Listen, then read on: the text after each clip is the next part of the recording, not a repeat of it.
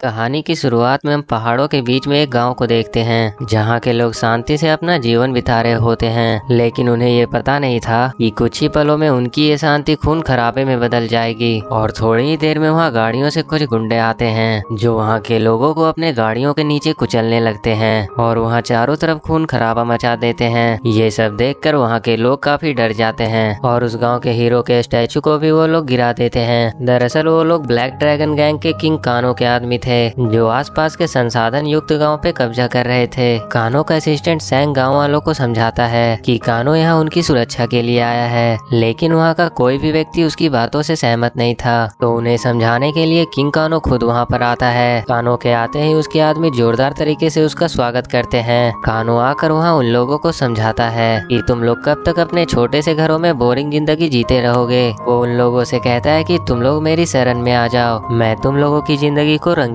बना दूंगा जिससे तुम्हारी जिंदगी का एक मकसद होगा और इसके बदले में मुझे सिर्फ तुम लोगों की वफादारी और ईमानदारी चाहिए। लेकिन वहाँ पर कोई भी किंग कानो की गुलामी स्वीकार नहीं करता। ये देखकर किंग कानो के आदमी उनके पास अपना हथियार लेकर आते हैं, जिसे देखकर सभी लोग कानो के आगे अपने घुटने टेक देते हैं। वहाँ पर अब ब्लैक ड्रैगन का शासन हो जाता है। इसके बाद हम लिन क्वी नाम के एक फार्मर को देखते हैं जो एक बहुत ही भयानक सपना देखता है, जिसमें वो देखता है कि सब जीरो उसे मारने वाला है। लेकिन तभी अचानक से उसकी नींद खुल जाती है। नींद से जागने के बाद वो कुछ फल और सब्जियां लेकर उसे बेचने निकल जाता है। रास्ते में वो देखता है कि एक गाड़ी बड़ी तेजी से उसकी तरफ आ रही है, जिसे देखकर वो अपने टांगे की स्पीड तेज कर देता है। लेकिन वो गाड़ी काफी तेज होने के कारण वो लोग उसे रास्ते में ही रोक लेते हैं। उस गाड़ी में कानो के 3 आदमी होते हैं। वो लोग क्यू के पास इतनी सारी फल और सब्जियां देखकर उससे पूछते हैं कि उसने ये सब कहाँ से लाया और वो इसे लेकर कहाँ जा रहा है। लेकिन क्यूवी के कुछ ना बताने के कारण उन तीनों में से एक केवेल नाम का आदमी उसे बहुत मारता है। और इसके बाद वो लोग तीनों अपने जरूरत के मुताबिक कुछ फल और सब्जियां ले लेते हैं और बाकी की सब्जियों को वहीं पर गिराकर वहां से चले जाते हैं। रास्ते में एक आदमी जिसका नाम कोबरा होता है वो कबैल को घर चलने को कहता है। तो कबैल उसे कहता है कि वो बूढ़ा आदमी अपनी सब्जियां लेकर कहीं जा रहा था, अगर हम उस जगह को ढूंढ लेंगे तो किंग कानो हम पे काफी खुश होंगे। तभी रास्ते में उन्हें एक गाँव दिखाई देता है। जब वो तीनों उस गाँव में जाते हैं तो उन्हें बहुत सारे खाने का संसाधन दिखाई देता है, जिसे देखकर वो तीनों काफी खुश होते हैं।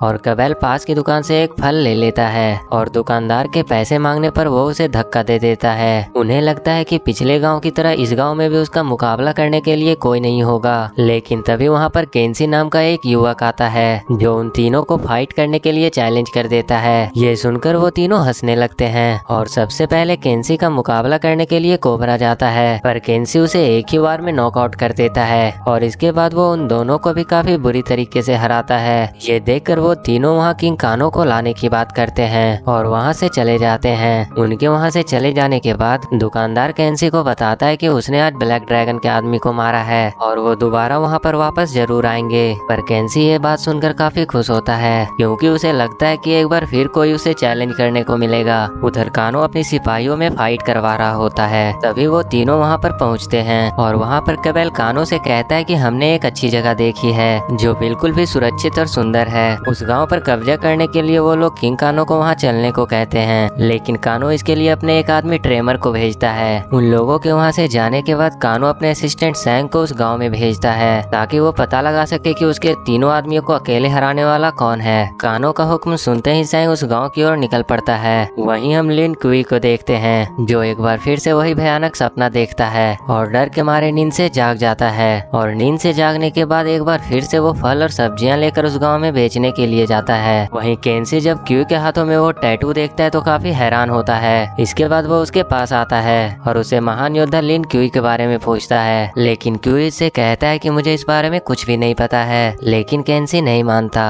और उसका टेस्ट लेने के लिए उसके ऊपर सब्जियों का टोकरी फेंकता है। इस पर क्यू उससे पूछता है कि तुम मुझसे चाहते क्या हो। तो केंसी उसे कहता है कि मैं केनेची तकाशी बनना चाहता हूँ जो सभी सेनानियों में महान योद्धा था। वो कोई से कहता है कि आप जो कुछ भी जानते हैं मुझे सिखाएं और इसके लिए वो उसे बहुत अच्छी रकम भी देने को तैयार है। लेकिन कुई उसे मना कर देता है और वो कहता है कि उसे किसी का पैसा नहीं चाहिए, वो बस शांति से अकेला रहना चाहता है। तभी वहाँ पर कानो के आदमी ट्रेमर के साथ आ जाते हैं जो केंसी को उनके सामने सरेंडर करने को कहते हैं। लेकिन केंसी के बदले कुई अपने आप को सरेंडर कर देता है क्योंकि वो नहीं चाहता था कि वो लोग वहाँ पर फाइट करे। लेकिन ट्रेमर कुई को एक किक मारता है और वो केंसी के साथ फाइट करने करने लगता है। शुरुआत में तो केंसी ट्रेमर को बहुत मारता है, लेकिन थोड़े ही देर में ट्रेमर केंसी पर भारी पड़ने लगता है और जैसे ही ट्रेमर उसे मारने वाला होता है तो कानो का असिस्टेंट सैंग उसे मना कर देता है। इसके बाद ट्रेमर वहाँ के लोगों से कहता है कि जल्द ही किंग कानो यहाँ पर आने वाले हैं और वो लोग तैयार है उनके सामने अपने घुटने टेकने के लिए। जब वो लोग वहाँ से चले जाते हैं तो सैंग केंसी के पास आता है और उससे कहता है कि मैं भी तुम्हारी तरह एक बहादुर योद्धा था, लेकिन जिसके पास पावर होती है हम उसका कुछ नहीं बिगाड़ सकते, लेकिन एक हथियार है जिससे तुम शक्तिशाली बन सकते हो।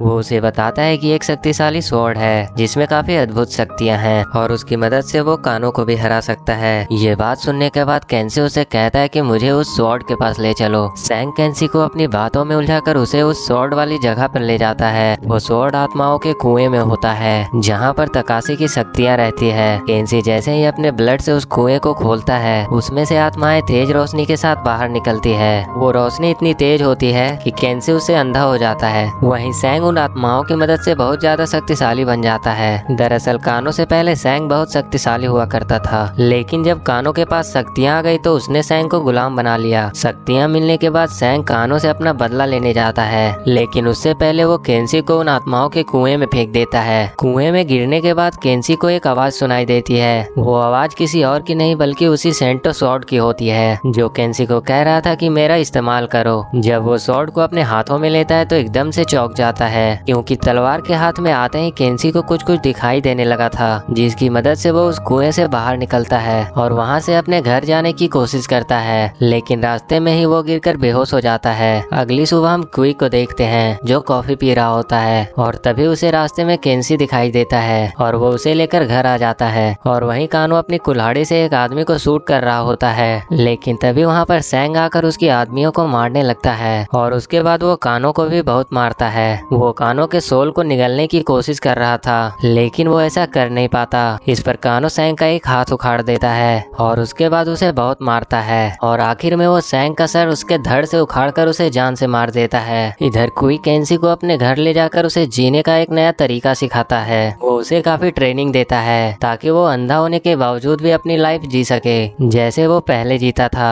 रात में केंसी कुई को अपने तलवार के बारे में बताता है कि वो जब उसके हाथों में होती है तो उसे दिखाई देने लगता है और ऐसा लगता है मानो वो उसे गाइड कर रही हो। जब वो दोनों सो जाते हैं तो कुई को वो सपना एक बार फिर आता है, जिसमें वो इस बार देखता है कि वो खुद को ही अपने आप को मारने की कोशिश कर रहा है। तभी केंसी उसे जगा देता है। वहीं दूसरे दिन कुई केंसी को तलवार को कंट्रोल करने की ट्रेनिंग देता है, लेकिन केंसी वो कर नहीं पा रहा था। काफी चीजों में फेल होने के बाद वो ये सब छोड़ने का डिसाइड करता है। तो कुई उसे समझाता है कि कमजोर हमेशा परिस्थितियों को दोष देते हैं, लेकिन एक योद्धा किसी भी परिस्थिति में हार नहीं मानता। उसके काफी मोटिवेट करने पर केंसी दोबारा कोशिश करता है और इस बार वो काफी बेहतर कर रहा था। इसी तरह वो कई दिनों के ट्रेनिंग के बाद अपने हर एक चीज को परफेक्ट करने लगता है। एक दिन केंसी क्यूई से पूछता है कि आप इतने महान योद्धा होने के बावजूद भी ब्लैक ड्रैगन के आगे घुटने क्यों टेक दिए। इस पर कुई अपनी पुरानी कहानी बताता है। काफी समय पहले कुछ दरिंदों ने कुई के शहर पे हमला कर दिया था। उस समय वो महान योद्धाओं में से एक था, इसीलिए वो उन्हें मारने के लिए अपने साथियों के साथ चला गया, क्योंकि उस समय उसे लगता था कि कोई भी उसे हरा नहीं सकता। जब वो उन दरिंदों को मारने के लिए शहर पहुंचा तो देखा कि वो सारे शहर में मधुमक्खियों की तरह फैले हुए हैं और उसे ये लगा कि वो मरने वाले हैं। तो उसने क्रीमेंसी शक्ति का इस्तेमाल करके एक बर्फीला तूफान लाया, लेकिन उसने अपनी शक्ति से नियंत्रण खो दिया। इसी वजह से उन दरिंदों के साथ साथ उसके अपने लोग भी मारे गए, यहाँ तक कि वो पूरा शहर ही मारा गया। और तभी से उसने अपनी शक्तियों का कभी इस्तेमाल ना करने की कसम खाई। वो केंसी से कहता है कि अगर मेरे घुटने पर रहने से मेरे लोग सुरक्षित रहते हैं तो मैं हमेशा अपने घुटने पर ही रहना चाहूंगा। काफी दिनों के ट्रेनिंग के बाद केंसी एक परफेक्ट योद्धा बन चुका था। तभी उसे वहाँ पर धुएं की स्मेल आती है, जिसके बारे में वो कुई से पूछता है तो वो उसे बताता है कि यहाँ बहुत बड़ा खतरा आने वाला है। इधर कानो उस गाँव वालों को मारकर उस गाँव को अपने कब्जे में ले लेता है। वहीं इस दर्दनाक मंजर को कोई देख रहा होता है। ये सब सुनने के बाद केंसी कुई को उसकी मदद करने को कहता है, लेकिन वो उनकी मदद करने के लिए तैयार नहीं था।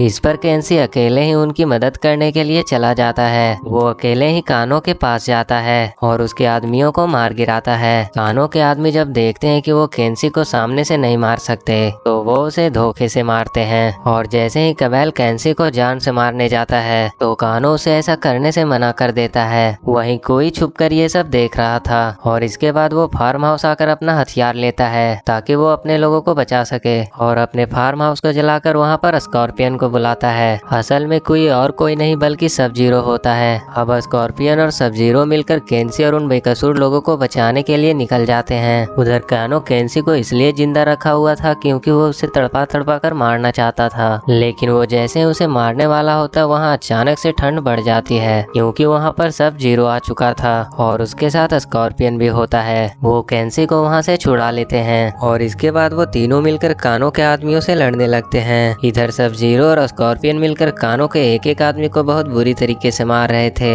इसके बाद वो तीनों मिलकर कानो से लड़ने लगते हैं। शुरुआत में कानो उन पर भारी पड़ रहा था, लेकिन अंत में वो तीनों कानो को मार गिराते हैं, लेकिन फिर भी वो मरता नहीं है क्योंकि कानो कोई आम इंसान नहीं था बल्कि वो इंसान और रोबोट से बना हुआ एक मशीन था। कानो जब ये देखता है कि वो उन तीनों का मुकाबला नहीं कर सकता तो अपनी जान बचाकर वहाँ से भागने लगता है और वो तीनों उसका पीछा करते हैं। रास्ते में उन्हें ट्रेमर मिलता है जिस पर केंसी हमला कर देता है और अपना पुराना बदला लेने के लिए उसे बहुत बुरी मौत मारता है। इधर स्कॉर्पियन भी कबैल को अपनी आग में जलाकर मार डालता है और वहीं कानो अपनी जान बचाकर एक सीक्रेट रूम में चला गया था जिसके पीछे सब जीरो भी जाता है। उस सीक्रेट रूम में एक टाइम मशीन थी जिसकी मदद से कानो उस डेट और टाइम को चेंज करने की कोशिश कर रहा था, जिसकी वजह से सब जीरो यानी कि कोई का अस्तित्व खत्म होने लगा था। लेकिन तभी कोई कानो को उस मशीन से दूर कर देता है जिसकी वजह से कानो का उस मशीन पर से कंट्रोल हट जाता है और कोई दोबारा से अपने अस्तित्व में आ जाता है। इसके बाद उन दोनों में एक बहुत ही खतरनाक फाइट होता है। काफी समय तक कानो कोई को बहुत मारता है, लेकिन अंत में कोई कानो के हाथ को उखाड़कर उसे उसी की टाइम मशीन में दबाकर मार डालता है। थोड़ी देर में वहाँ पर केंसी और स्कॉर्पियन भी आ जाते हैं। वो तीनों वहाँ से बाहर निकलकर उस रूम को टाइम मशीन के साथ डिस्ट्रॉय कर देते हैं। कोई इन सब चीजों के लिए केंसी का शुक्रिया अदा करता है और इसके बाद वो स्कॉर्पियन के साथ हमेशा के लिए वहाँ से चला जाता है और इसी के साथ ये कहानी यहीं पर खत्म हो जाती है। अगर ये वीडियो अच्छी लगी तो do like and share the video and subscribe my channel and press that bell icon.